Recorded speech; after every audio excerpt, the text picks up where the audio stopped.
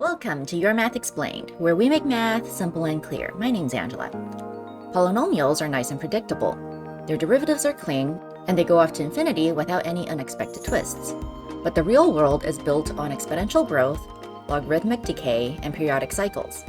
Today, we're taking our curve sketching skills to the next level. We're going to analyze two complex functions, one exponential logarithmic hybrid, and one rational function. Using the first and second derivatives, we're going to map out their exact behaviors. Now, before we jump in, if you haven't subscribed to the channel yet, make sure you do that first so you don't miss out on new weekly content. The first function we want to sketch is x squared times ln of x. Now, first things first, the domain of this function is going to be x is greater than 0 because we cannot take the natural log of a negative number. Now, with that out of the way, the first thing we're going to do, so this is going to be our stage 1. We're going to be taking the first derivative, and that is going to help us find the increasing/decreasing intervals of this function. And this will also help us find our local extrema. So we start by taking the first derivative, which we get f prime of x is equal to, and using the product rule here, we're going to get this as 2x times ln of x plus x squared times 1 over x. So therefore, the first derivative is 2x ln of x plus x. Now we can go ahead and factor this, and we end up with x times 2 ln of x plus 1. Now to find the intervals of increase and decrease, we need to first find our critical points. And we do that by setting our first derivative equal to 0. So we have 0 is equal to x times 2 ln of x plus 1. Solving for x is going to give us x is equal to 0, or 2 ln x is equal to negative 1, which means ln of x is equal to negative 1/2, which means x is equal to e to the power of negative 1/2. And this is roughly 0.61. So now our first value for x, which is x is equal to 0, that is outside of our domain because our domain is x is strictly greater than 0. So that means we only have one critical value here.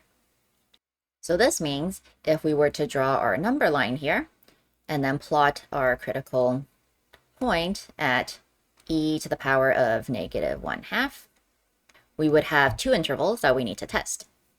So the interval to the left of our critical point would be from 0 to e to the power of negative 1/2. So then picking a test point, in this case we can pick, let's say, 0.5, we would get f prime of 0.5. So if we test that, we get 0.5 times 2 ln of 0.5 plus 1. But this is going to be a negative number, and this is a positive number. So we have a positive times a negative, which means that this is going to be negative. So it's going to be less than 0, which means our function is decreasing within this interval. And then now to the right of our critical point, that would be e to the power of negative 1/2 to infinity. And this one, we can pick another test point. So let's say we pick f prime of 1. So again, we're going to get, this is now a positive number, and this is now also a positive number. So therefore, this is going to be greater than 0, which means our function is increasing within this interval. So this means we get decreasing here, increasing here, which means this is going to be a local minimum.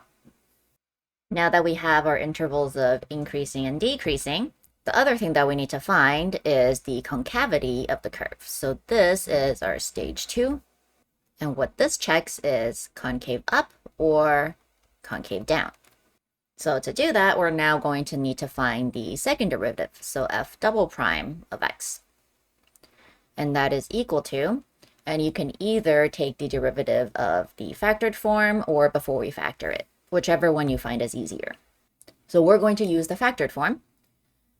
Again, using product rule, we get this as 1 times 2 ln x plus 1 plus x times 2 over x. And then simplifying this, we get 2 ln x plus 1 plus 2. So therefore, the second derivative is 2 ln of x plus 3. Same thing, we're going to set f double prime x equal to 0 so that we can find the potential inflection points. So 0 is equal to 2 ln of x plus 3. Solving for x, we get ln of x is equal to negative 3 over 2, which means x is equal to e to the power of negative 3 over 2. And this is roughly 0.22. And this is within our domain. So now we do the same thing. We go ahead and draw our number line. And then we plot this potential inflection point. So right over here, this is e to the power of negative 3 over 2. And now from 0 to e to the power of negative 3 over 2, we can pick a test point, say 0.1, but we know that this is going to be less than 0. So therefore, it is concave down within this interval. And then from e to the power of negative 3 over 2 to infinity, we can pick another test point. So let's say f double prime of e. We know that this is greater than 0, so therefore our curve is concave up on that interval. So we go from concave down to concave up, which means we have an inflection point right over here. So a couple more housekeeping items that will help us with the actual curve sketching would be to write down what the actual local min is and what the actual inflection point is. So here for our local min, we already have the x value. We know that it's e to the power of negative 1/2. So now substituting this into the original function, we get a y value of negative 1 over 2e. And then same thing, our inflection point, we already have the x value, which is e to the power of negative 3 over 2. So substituting this x value into the original function, we get a y value of negative 3 over 2 times e to the power of 3. Now we know that we have no y-intercept because our domain is x is greater than 0. But we do have an x-intercept. We know that the y value is equal to 0 when x is equal to 1, because ln of 1 is equal to 0. So our x-intercept is going to be 1, 0. And then finally, even though we don't have a y-intercept, we need to know what the behavior of the graph looks like as x approaches 0. So that means we want to find the limit as x approaches 0 from the right-hand side of our function f of x. So it's x squared times ln of x. And good thing is we already know how to do this, because if we look at this, this is in the form of 0 times negative infinity, which means we know that we can rewrite this so that it is in an acceptable form in order for us to use L'Hopital's rule. So this would be ln of x over x to the power of negative 2. And now this is in the form of infinity over infinity. So now using L'Hopital's rule, we get this is equal to the limit as x approaches 0 from the right-hand side of 1 over x over negative 2 times x, the power of negative 3. And we can simplify this a little bit, and this becomes the limit as x approaches 0 from the right-hand side of negative x squared over 2. So therefore, this limit is equal to 0. And now we have all the information that we need in order to start sketching this graph. So let's say this is our 1, and we know that this here is our x-intercept. The important x values are e to the power of negative 3 over 2, which is roughly 0.22, and e to the power of negative 1/2, which is roughly 0.61. Now the y value of the local minimum is negative 1 over 2e, which is roughly negative 0.18. So that means our minimum is right over here. So this is our e to the power of negative 1/2, comma, negative 1 over 2e. And then the y value of the inflection point is roughly negative 0.07. So that should be somewhere right over here. So that is our e to the power of negative 3 over 2, comma, negative 3 over 2e cubed. And we know that the limit as x approaches 0 is equal to 0, so then we have our hollow dot there. So we start concave down until we hit our inflection point, and then it becomes concave up. We hit our minimum, and then we go up. So this is what our graph is going to look like. So this is our f of x is equal to x squared times ln of x. And now let's take a look at our second example. So here we want to sketch the curve for the graph x squared over x minus 1. First things first, our domain here is going to be x is not equal to 1. Next, we're going to now find our first derivative, so f prime of x. Here we're going to have to use our quotient rule, so we get 2x times x minus 1 minus x squared over x minus 1 all squared. Simplifying the numerator gives us x squared minus 2x, and then our denominator stays the same. And now we can go ahead and factor our numerator, so we get x times x minus 2 over x minus 1 squared. Now setting our f prime of x equal to 0, we can go ahead and find the critical points. So recall that critical points are where either the derivative is 0 or the derivative doesn't exist. So here we're going to have x is equal to 0, x is equal to 1, and x is equal to 2. Next, we're going to go ahead and draw our number line, plot these critical values, so 0, 1, and 2. And then here, this would be a little bit easier if we were to do our factor table. So our factors would be x, x minus 2, and then we have an x minus 1 squared. So if we were to pick a test point that is in this first interval, x is going to be negative, x minus 2 is negative, but x minus 1 squared is going to be always positive because we're squaring it. So in fact, let's go ahead and put positive for each interval. Now for the second interval, x is going to be positive in between 0 and 1, but x minus 2 is still going to be negative. Same thing for the third interval, x is going to be positive, and x minus 2 is going to be negative. And then the last interval, we have x being positive, and x minus 2 is now also positive. So which means, overall, for our f prime of x, we get positive, negative, negative, and positive, which means our function is going to be increasing, decreasing, decreasing, and increasing.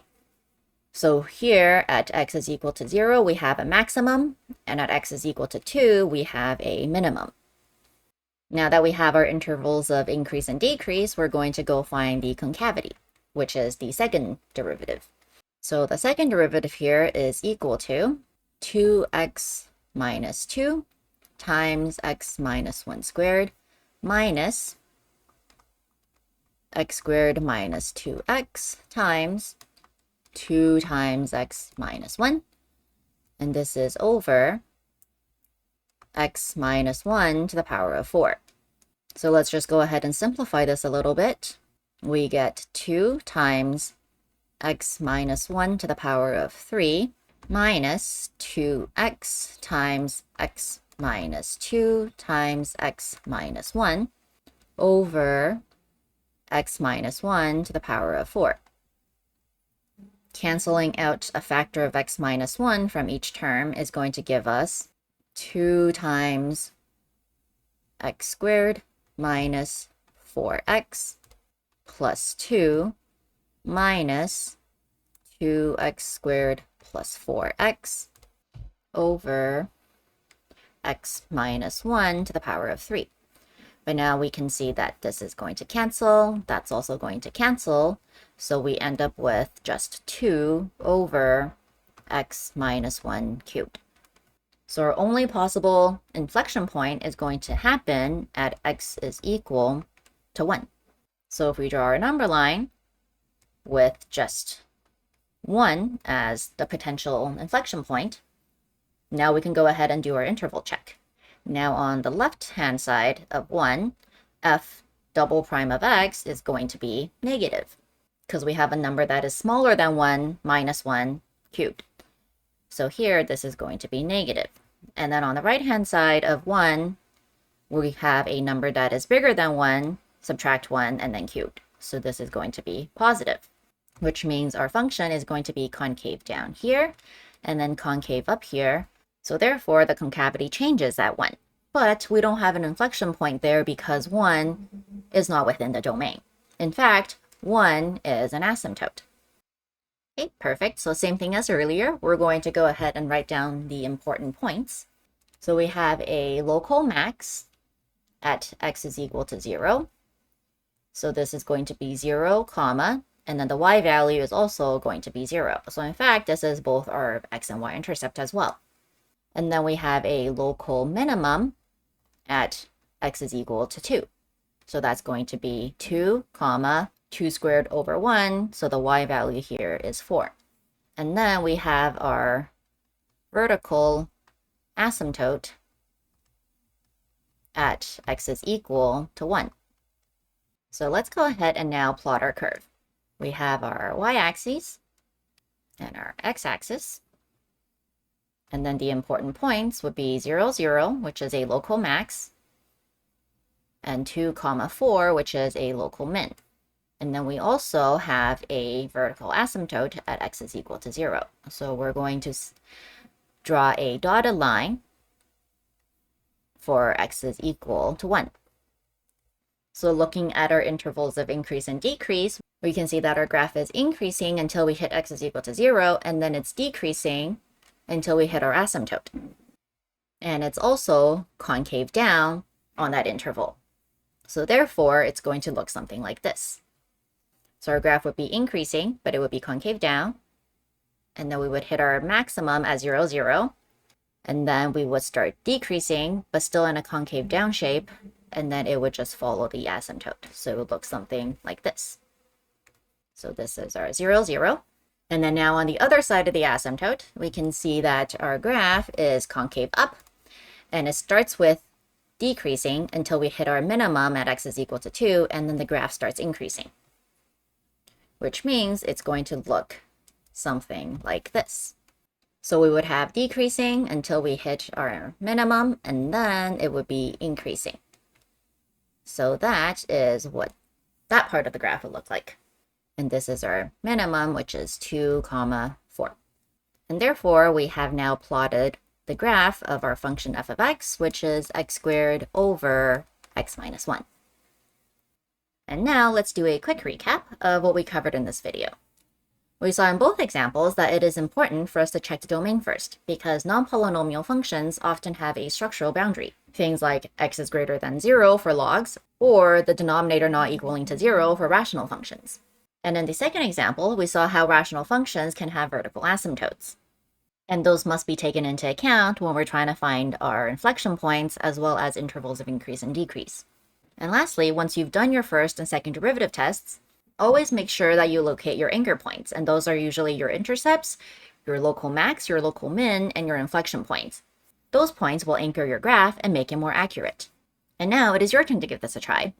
Can you sketch the graph of the function on the screen here? Let us know how you did in the comments below, and let us know what other calculus topics you'd like to see in the future. That's it for this video. If you found it helpful, remember to hit that like and subscribe. And if there's a topic you'd like us to cover, make sure to drop it in the comments.